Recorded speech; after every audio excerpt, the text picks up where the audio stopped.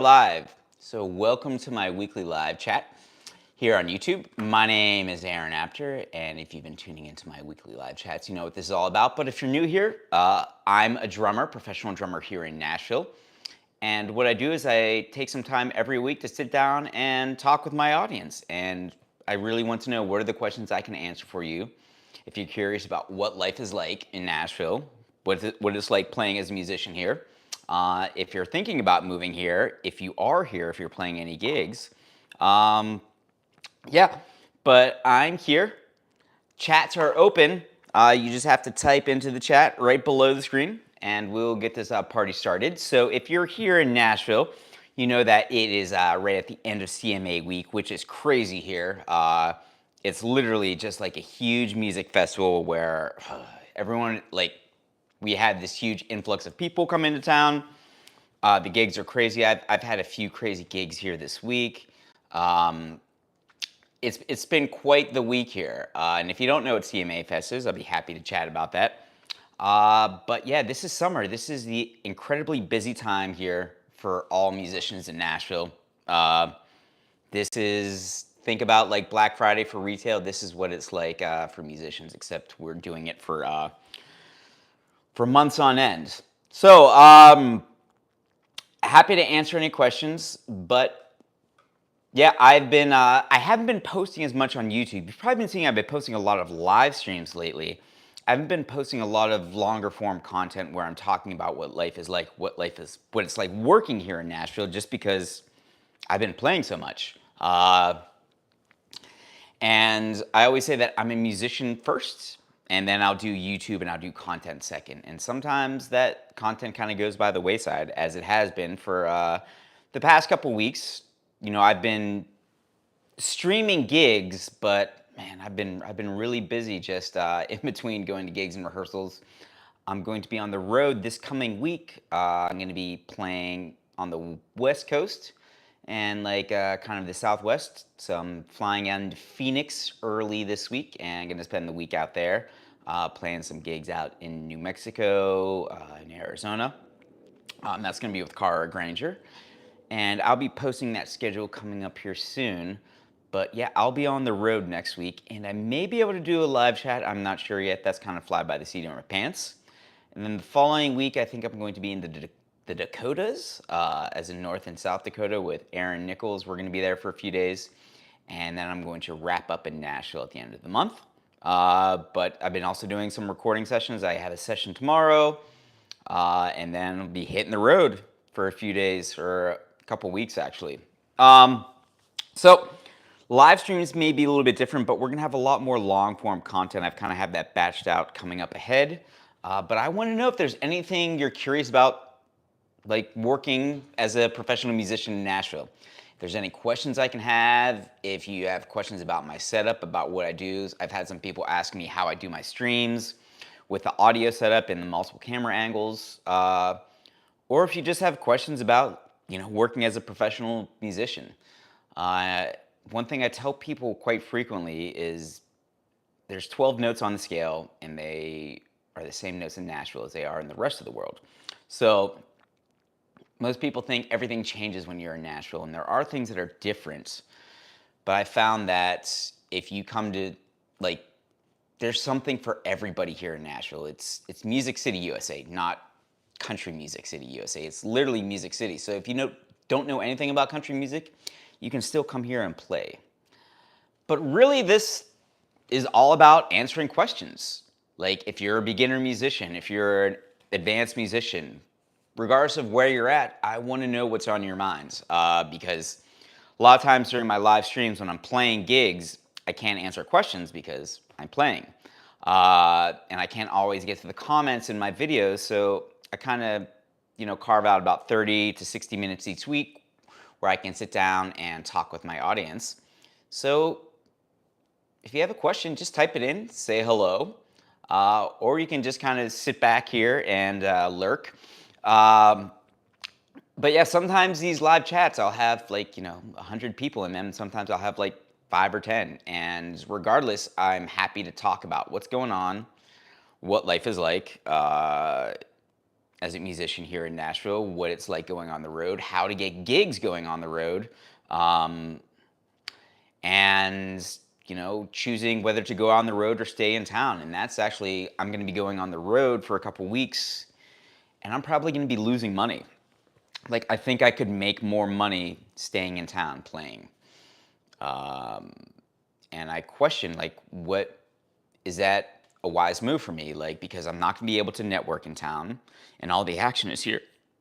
And when I go out on the road, it's like, I'm in one city for a day, then I go to someplace else, and I can't make as long-term lasting connections. I'm not making as much money. I'm not sleeping in my own bed. So why do it? And why I'm going out on the road is, a couple of reasons, is because I think it increases my visibility. And it's also, sometimes to climb up the ladder, you have to take some chances. And I find that when I stay in town, the work I'm doing right now, it's really good for making me money. And it's not so great for me getting into those next level circles. And what I'm trying to do is build a bigger name for myself, get myself out there more, do a wider variety of work so people can see I do a wider variety of work, play on some bigger stages. And sometimes in order to play on those bigger stages, you have to be really intentional with your moves you make and the work you do. Um, I could play 3 gigs a day, every day, 7 days a week, make pretty good money and be exhausted, but I'll be playing on honky tonks on Broadway, playing for 100, 200 people. And sometimes those gigs are really fun. You can make a lot of money, but they are exhausting. And I doubt anybody's going to discover me playing on Broadway. I really want to make some bigger connections out there in the real world. So I'm going on the road doing some stuff on like the blues and the singer-songwriter circuit coming up. And just playing gigs where people are paying money to come see me play. Versus when you're playing in Nashville on Broadway, people are paying to go see musicians play. Not necessarily you, but they're just going to hear musicians in Nashville play. Versus when I'm going out on the road with an artist, they are coming to see that specific artist, and that artist has hired me specifically for who I am as a musician. And sometimes that doesn't pay a lot. And sometimes you have to find define what your success is. Is your success strictly financial, or is your success about artistic? And then we have somebody says, "What's your Cash App?" I don't use Cash App necessarily. I think it's Aaron Apter. I have one, but if you just go on Venmo.com/Aaron Apter, I also have a PayPal link right in my profile. You can check that out. If you donate, I would appreciate any of that. That'd be great. Thank you. But it's really, speaking of donations, like, this is my donation to people who are watching. Like, I really want to donate my time and say, how can I help others who have questions about the music industry here? Because I know when I moved to Nashville, I had a lot of misnomers about how the music industry worked here. I was really unsure about how to network. I didn't know where to start. And really what I want to do is I want to give people the information who are coming to town, who are thinking about moving to town, have always wanted to move to Nashville but can't, or think they can't. I want to answer some questions. And so I donate some time every week just to say, how can I help you? And that's another thing I really love about Nashville, is that all the musicians here, there is competition, but everyone here seems to be wanting to help each other, wanting each other to succeed, because there really is enough room for all of us here. So yeah, I'm always happy to help another musician out. I'm always happy to answer questions. So please just drop me a line here. And I also have to keep it quick this week because, again, it is CMA week, and I'm going to be going out, doing some networking here coming up soon, because it's all right here in the backyard. Just nonstop, round the clock, major artists playing, major stages going on. So if you're on this chat, drop me a line. Tell me what's up. Tell me if I can answer any questions for you.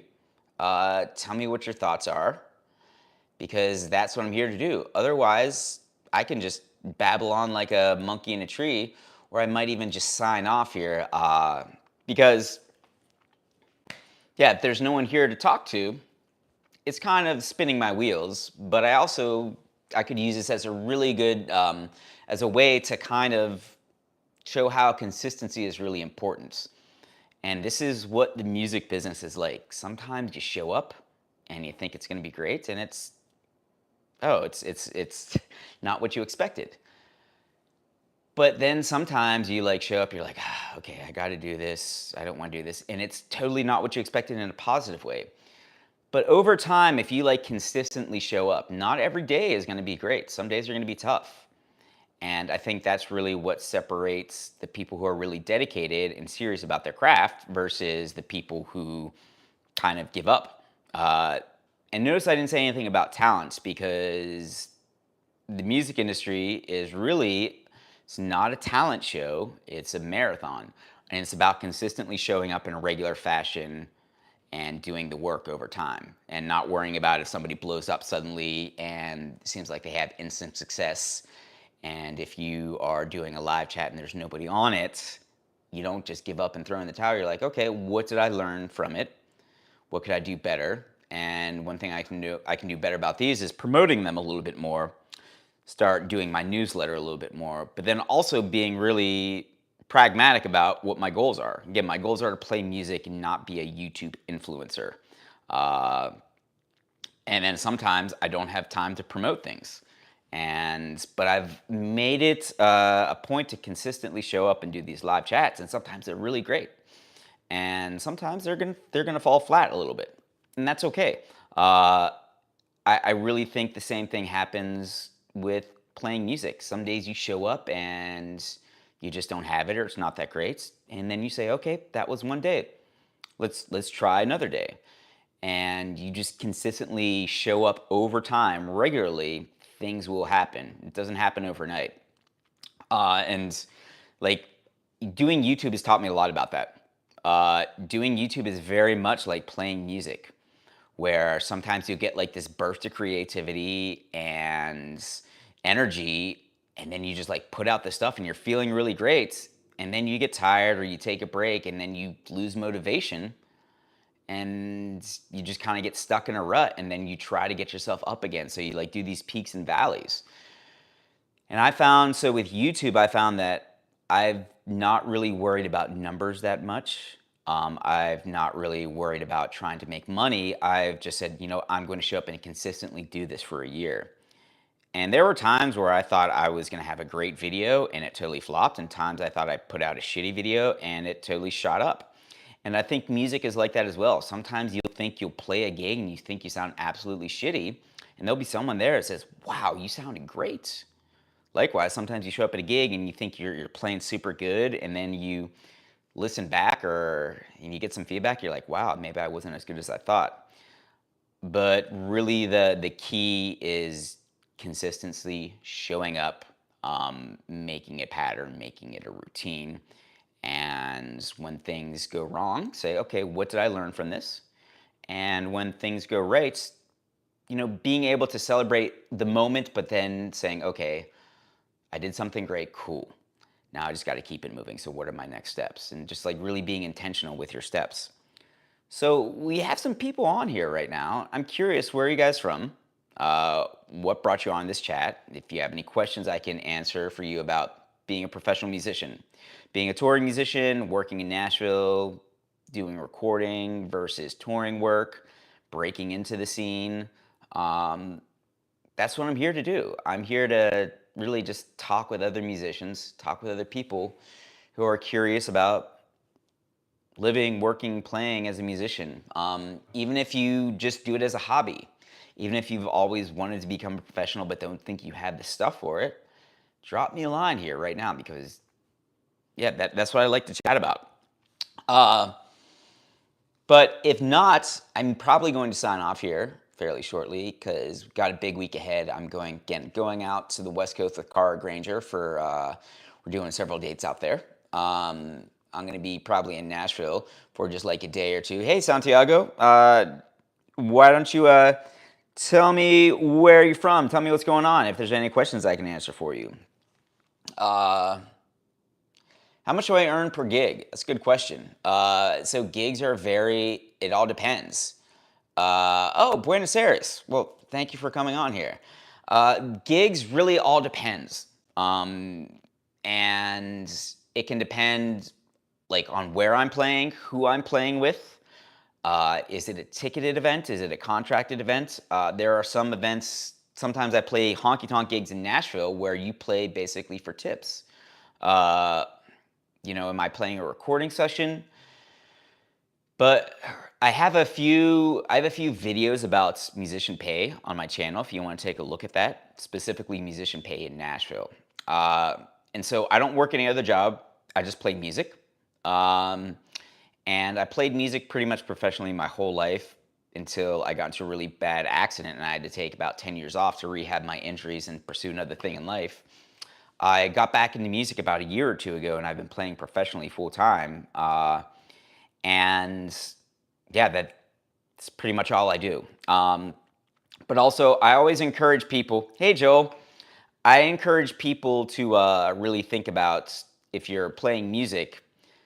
Yeah, you want to think about being paid, but you also want to think about what every gig is an opportunity. It might be an opportunity for money, might be an opportunity for connections, might be an opportunity for networking, promotion.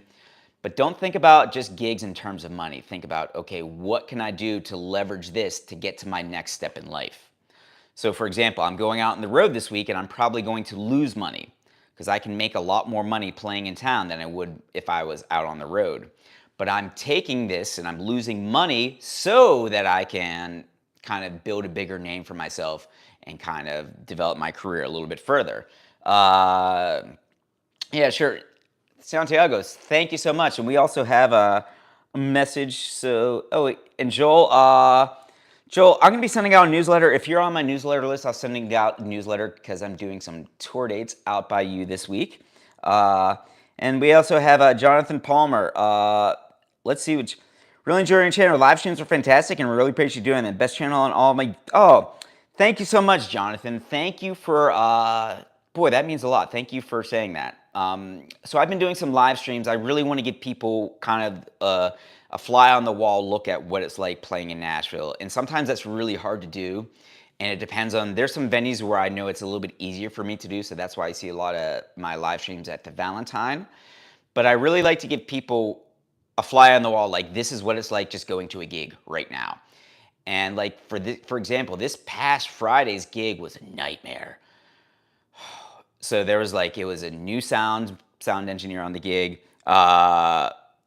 It was, I also showed up at the gig. There's a hole in the kick drum head. I had to change a kick drum head within 10 minutes of being there. And the music wasn't that great. The mix wasn't as good as it was. And I listened back and I'm like, oh, wow. And that was during kind of a crazy week here in Nashville at CMA Fest. But I was making a point to other musicians on the gig later and be like, hey guys, that was a rough one. We were probably, that was probably one of the worst gigs we'll ever have to play given the conditions that we're in, given the stress that we are under, given what we're working against with, inexperienced sound tech, with technical difficulties, with I'm showing up and there's a head in the backline drum kit, and I have 5 minutes to change it, put on my cymbals, my snare, get all my audio set up. So it was really tough. But the thing is, we played probably not to our best, but we still really pulled off the gig. Everybody loved it. And I think that's what really separates professional musicians from amateur musicians, is that under the worst set of circumstances, professional musicians are able to make things happen. It may not be to those musician standards, but on their worst day, a professional musician still can entertain a crowd, can still give people their money's worth, and can still be really great at what they do. Joel, thank you. Looking forward to meeting you at the Congress. I think I'll be at the Congress. Is that, yeah, that's next Sunday. So you check the schedule, Joel. I haven't looked at my tour itinerary, but yeah, okay, yeah, I think that's where I'm at the Congress. So when I'm with Cara, I'm just I show up and I play drums. That's all I do. So Jonathan Palmer says, why were you playing with two different sets of sticks the other day during your live stream? I believe one pair was a black set of sticks. Uh, that's a good question. So I like to think about sticks as kind of like shoes or paintbrushes, right? You use different things for different needs. So sometimes I like to bring out the big lumber if I'm like doing like kind of a harder, if I want to dig into something. Sometimes a stick with a different head, with a different barrel and a different tip gives me a different sound, a different feel. Uh, it's really just kind of like, think about it like golf clubs. You use different clubs for different needs. And I find that different sticks, even like the wood, even the size and shape of a tip, creates a very different sound and different feel. Uh, and also the other day, the gig was just pure chaos, and I was just hanging on, grabbing whatever sticks I could find. Santiago says, do you find it difficult to get into the Nashville scene in gigs when you started there? That's a really good question, Santiago. I would say yes and no. So there are lots of gigs here in Nashville. There's lots of work. There's also lots of competition. And there's lots of ways to break in. And I used to think that you could just, there's a couple Facebook groups here where people say, hey, like I literally can go on Facebook right now and someone says, hey, I need a drummer in 20 minutes down at Honky Tonk Central. Who can cover it? And it's literally like whack-a-mole. Like the first person who grabs it gets it. Or sometimes if people like, if you say, I can do it, but they don't know who you are, they won't respond. But there's really an abundance of gigs, especially during this time of year. However, it can be tough to break in for some people. And it really all depends. Like I ask people, what are your goals? What are you trying to do? Are you trying to play full time? Do you just want to play one gig a week? What do you want to do? And really, regardless of your goals, the most important thing when you get in town is building a network, meeting people, getting in front of people, having people know who you are. And because this town is so much a relationship town, and the music industry is a relationship business. So the more people you know, like the more people that can connect you, and sometimes it takes a while to do that. But I found that I really invested a lot of energy into meeting people when I got into Nashville. I also had to learn a lot of the ways music was done here, like on Broadway. And I spent a good amount of time doing that, learning that stuff. But for me, when I started playing full time. I made a commitment to quitting my job playing full time in March of 2023. Uh, but prior to that, I had been really working on building relationships with people, intentionally meeting people, and then I just really just went gung ho on it. So every day I was going out, meeting people, shaking hands, and thinking, oh, I'm going to have to drop a lot of money every time I go out. Like I'm gonna have to drop like $20, $40 on buying coffee, buying beers for people, just saying hey, and not expecting anything in return. And that's a good way to start. And like just for me, like when I found gigs, I would record my gigs. I would put pieces of them up on Instagram so people would know that I was playing. I was just always trying to get into people's faces and in their heads, in their minds. And that takes some time, but once you get some momentum, it can happen. But it's definitely a lot of work. I tell people, give yourself 3 to 6 months runway if you're coming to Nashville minimum. Don't plan on really making that much money. And I would say for the first year, don't plan on really playing for money. Plan on playing to develop skills, develop relationships, develop networks. And it can be tough doing that. But do have that in mind. If you have that in mind, things will work out a little bit better. What bar on Broadway has the best acoustics in your opinion?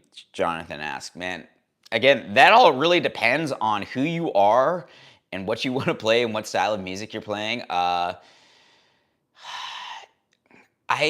have no idea what bar has the best acoustics or best sound really, because when you're on Broadway, it's really just like a sea of chaos and noise.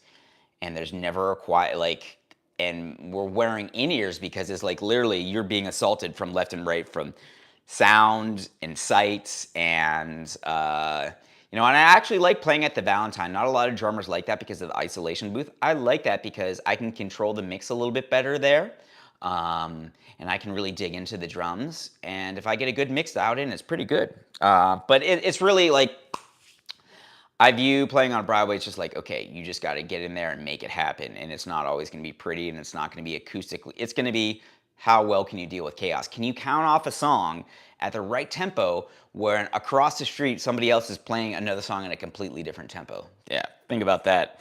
Uh, oh my God, it's an outside gig at 6 p.m.? Oh, geez, Joel. Whew. Okay, thank you. So I'm playing a gig in Arizona. I think maybe Phoenix, Tucson, Arizona next Sunday, and I just found out from somebody that it's going to be outside. Oh wow, wow.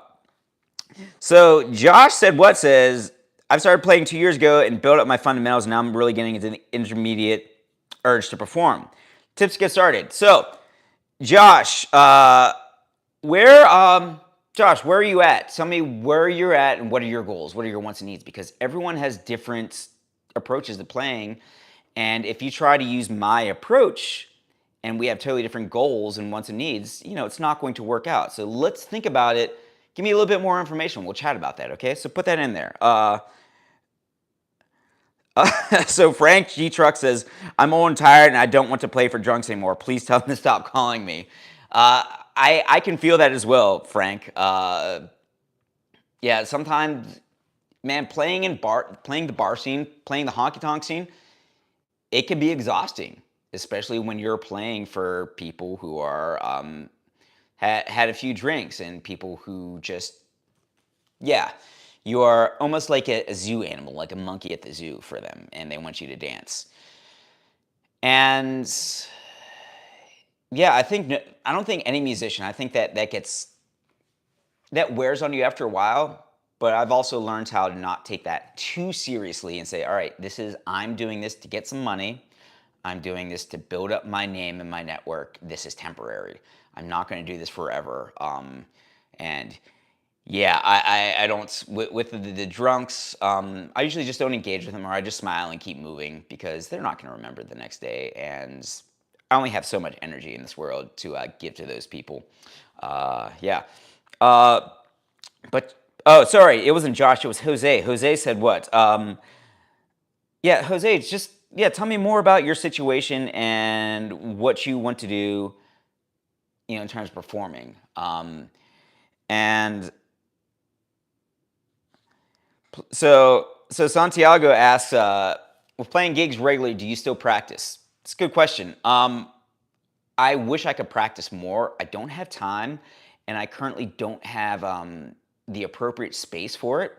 I would still practice regularly if I could, but I really don't have the time and space. But I make it a point every day to work at least 90 minutes on music, so I've been playing a lot of guitar lately. But that's also the thing about like being a musician, like and being a working musician. Sometimes you want to like if you're playing every day and you're playing multiple gigs a day, do you have time to practice or can you turn down money? Because a lot of musicians are afraid that, oh, if they say no to a gig, I'm going to practice, that money's going to dry up. And, also money is a thing for us. Like, depending on where you're at in your career, sometimes you really need that money. Or sometimes it's not about the money, sometimes it's about the networking and the relationships. But I still practice, I just have to do it in really intentional spurts. That's a great question, by the way, Santiago. Thank you. So let's see, what else do we have here? Do you use a drum dial or another tuning tool when you get to the bar? And since you're using the house kit, curious what your tuning tips are for like those in different. Oh my god! So I do not use a drum dial, no, because there's no time for that. It is really just okay. We have to make this happen as we go. Like it's literally like putting a car down the road as you're putting a car together as you're driving it down the road. So I'll do a quick tuning check when I get to a gig. I'll just like tap around the drums and see where they're at. And sometimes I'll try to play them a little bit. But really, it's just kind of like, oh, you have to see what's going on when you get there. But I'll show you real quickly. I'll actually show you real quickly right now a quick little tuning trick I like to use. Let me just I'll just grab maybe a tom over here.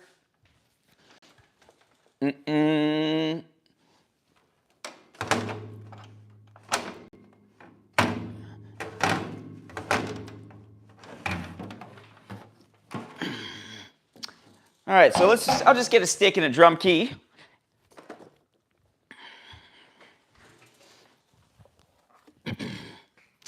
So this will be a really good, let me just grab a drum key, I probably have one in my stick bag. So I'm going to show you a really quick tip about how I like to tune. So if I'm at a gig, and the drum actually sounds like crap, and it's probably going to sound like crap right now because I just had this lavalier mic, okay? But I'm playing it. That doesn't actually sound too bad, but a lot of times this is what I'll do. I'll actually like play a drum, and as I'm playing, I'll have a key on it. And what I'll do is really quickly as I'm playing it,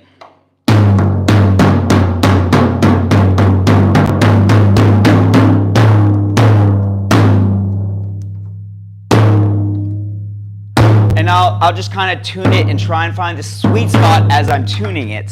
And I'll kind of tune in the star pattern and just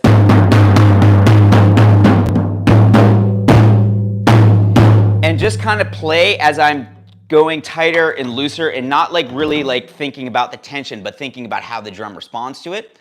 And a lot of times I'll get a tune, I can get a drum in tune within about 10 seconds, and it's not going to be perfectly in tune, but I'm also going to be playing that drum for about 3 to 4 hours. So I'm just trying to get it ballpark.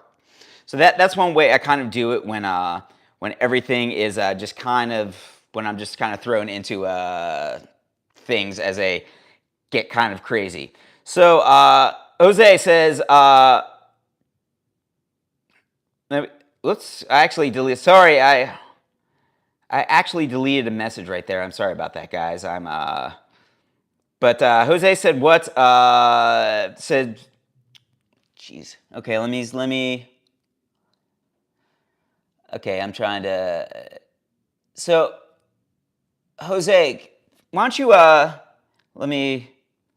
So speaking of getting gigs, I started playing 2 years ago. Let me see. No, that wasn't it. Oh boy, I'm trying to scan this on an iPad.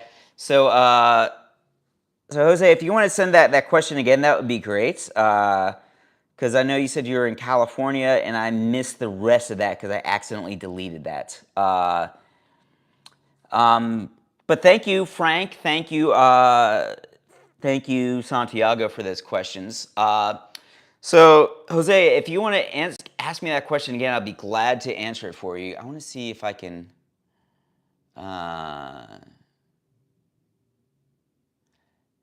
Okay, so he says I'm Californian. I'm definitely leaning towards a band playing with defined genre rather than jumping around, doing events or a gig bar playing. So if you're an intermediate player and you just want to I say the more playing, any playing is good. Even if it's a shitty gig, take that gig. Even if it's with a shitty band, take that gig. What else are you going to be doing? If you're playing as a priority, get out there and do it. The more you do it, the more you're going to understand. And sometimes you have to go through some really weird, terrible gigs to figure out what's going on. But just getting out there and playing it, putting time in, that is super important. And so Jonathan says, oh, hey, Paul, thank you so much. Jonathan asked which bar that you play regularly has the best, in your opinion, or most favorite to play kit. Well, that's a good question. I like the kit so Layla's has my favorite snare in town, and Mickey D Sonar signature snare. And I really like the kit at the Valentine because that's kind of behind, that's in an isolation booth. And again, not a lot of drummers are fans of that, but I actually like it just because I play there regularly and I've gotten used to it. But for me, it's really just all about having a good snare drum, and I always take my own snare drum. Having good snare and cymbals, that's what matters. But again, Broadway's a totally different animal, and because those kits are being played on for about 16 hours a day, literally. So sometimes those kits, they can be in bad shape when you get to them, but there are some people in town that maintain them, like John Root. I have a pretty lengthy video about the drum kits of Nashville. If you want to check that out, Jonathan, I highlight it. I show you a bunch of the kits that you get to play in Nashville for backline. So we got time for about another question or so. Does anybody have another question before I sign off here? And if you have tuned in, thank you so much for tuning in and watching. I will be on the road next week, but I'll be putting out some longer form videos while I'm on the road, and hopefully I can either broadcast some shows live or maybe like send some highlights, put them up on YouTube after I play. But it's going to be a crazy couple weeks here coming up. Yeah, but if anybody has any questions, drop me a line. I have time for maybe about another question before I have to hop off. And if we have no more questions, I'll probably have to sign off here. But if you want to stay updated, please subscribe to my newsletter. Feel free to shoot me an email. Oh, no problem, Jonathan. Thank you so much for watching. I really appreciate it. Yeah, and Jose, man, if you have any more questions, let me know. Like, just get out there and play, man. Like, play with multiple bands, that's cool. Play with, like, the more playing you can do, the better. Like, when I was growing up, I played in a rock band, I played in a jazz band, I seriously played polka bands, and I literally almost went on tour with a polka band last year as well. And was that my dream gig? No, but that was like, okay, this is something else that I'm exposed to. This is something else that I'm gonna see. Hey, Mick, you should be in bed by now, bud. Mick's overseas, everyone. But the more gigs, like, and I think, like, I'm not trying to specialize in just one thing just yet. Like, I want to be able to do as many things as possible so that when time comes that, like, oh, I want to go and do my thing, I have all these other experiences to draw from. Like, the more kind of well-rounded you can be as a musician, but also as a person, being exposed to a variety of situations and playing in a ton of different situations really helps you, like, I tell people, play shitty gigs.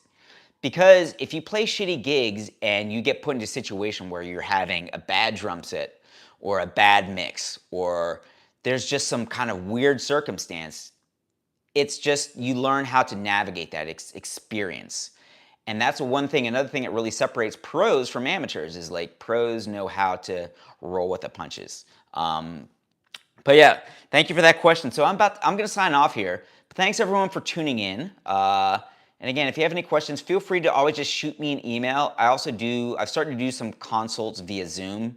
Like if somebody wants a private lesson or if somebody just wants 30 to 45 minutes to chat about, what specific moves they can make in their professional career, hit me up with it. It's just aaronaptermusic@gmail.com. And thank you so much for watching. Everyone have a great day.